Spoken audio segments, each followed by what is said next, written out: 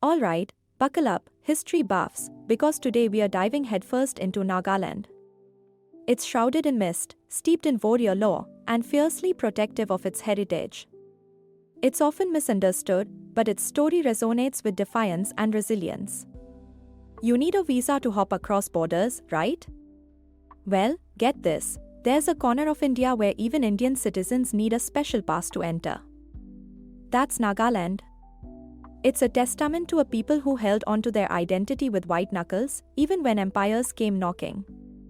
While the British Empire was busy painting India red, the Naga Hills proved a tougher nut to crack. The hills proved too rugged, the people too independent, and the spirit too untamed. We are about to peel back the layers of this mysterious land, uncovering a tale of resistance, resilience, and unwavering pride. So, let's embark on a journey through time, exploring Nagaland's saga from ancient migrations to modern statehood.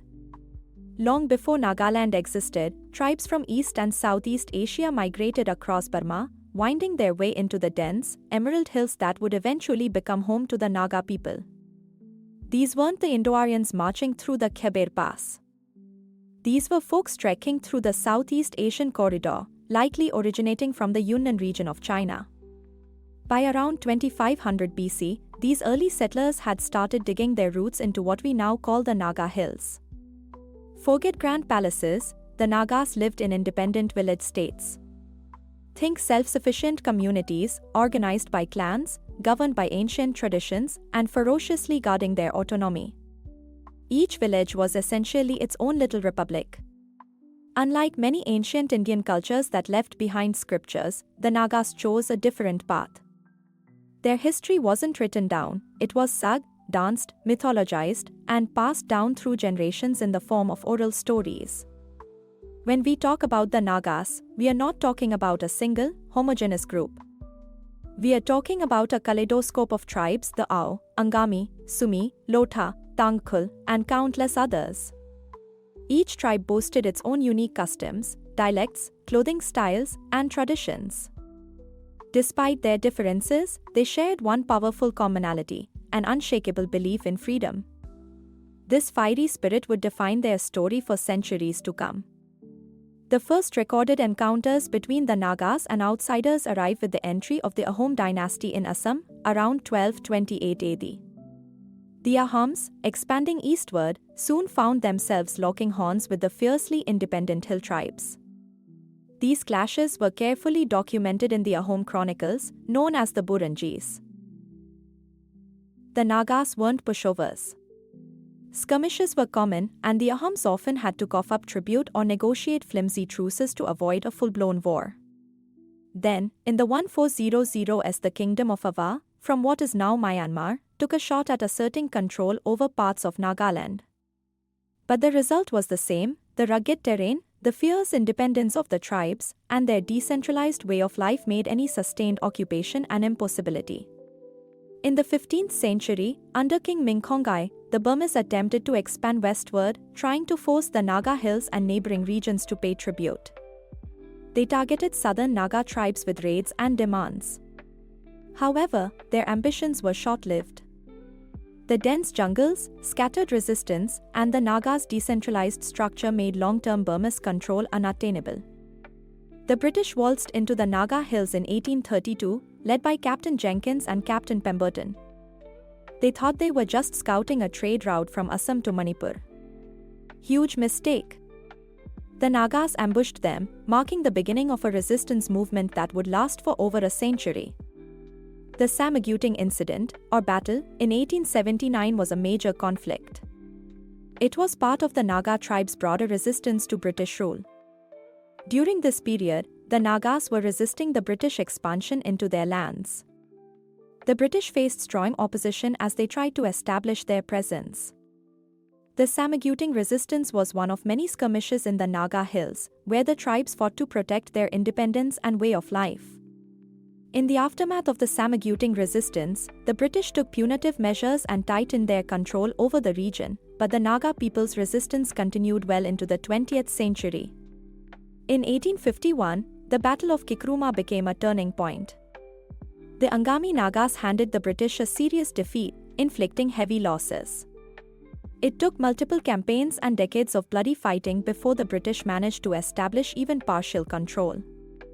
By 1878, they had established their administrative base in Kohima, and by 1881, most of the Naga hills were declared British territory.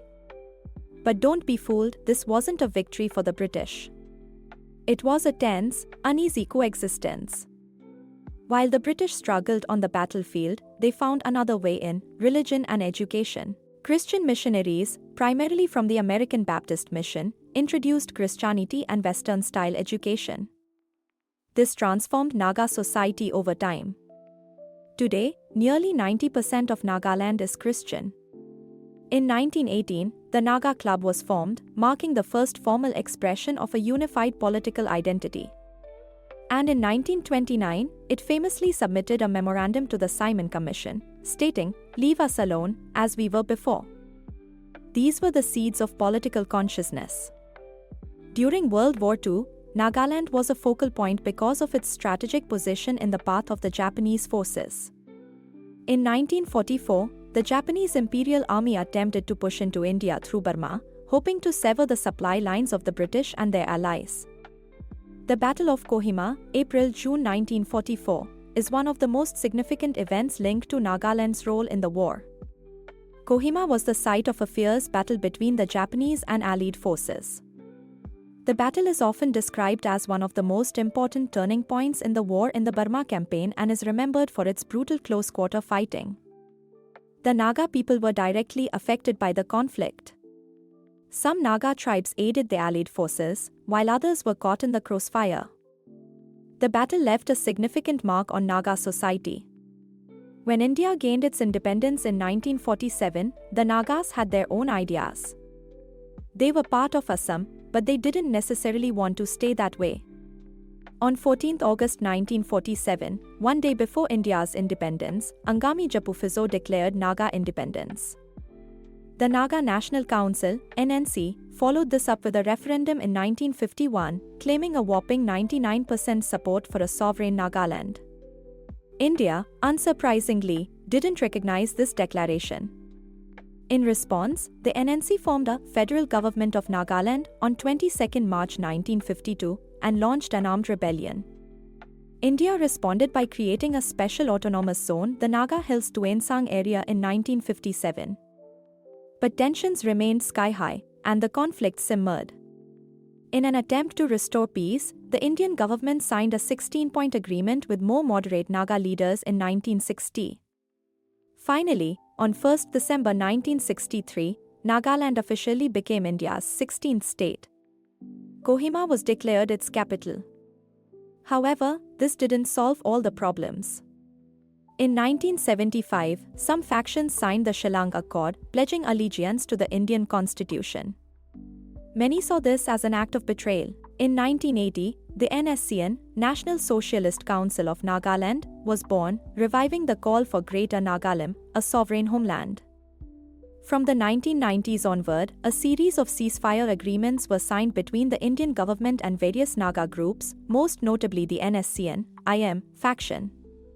In 2015, the Indian government signed a framework agreement with NSCN-IM, signaling a major step towards a lasting peace. Yet, the road has been anything but smooth. Demands for a separate flag and constitution remain major sticking points, and negotiations continue to this day. Today, Nagaland is one of India's most culturally vibrant states. It's home to over 17 officially recognized tribes. The Hornbill Festival, held every December, is a grand celebration of this rich heritage. English is the official language, literacy rates are high, and there's a growing focus on ecotourism. Yet, beneath this surface of peace, a strong current of identity flows. Nagaland is undeniably Indian, but it is also proudly and uniquely Naga. Nagaland's journey is a testament to resilience, the importance of identity, and the complexities of negotiation. It reminds us that unity doesn't mean uniformity, and that the Indian story is richer because of regions like Nagaland. Thank you for joining me on this journey through time.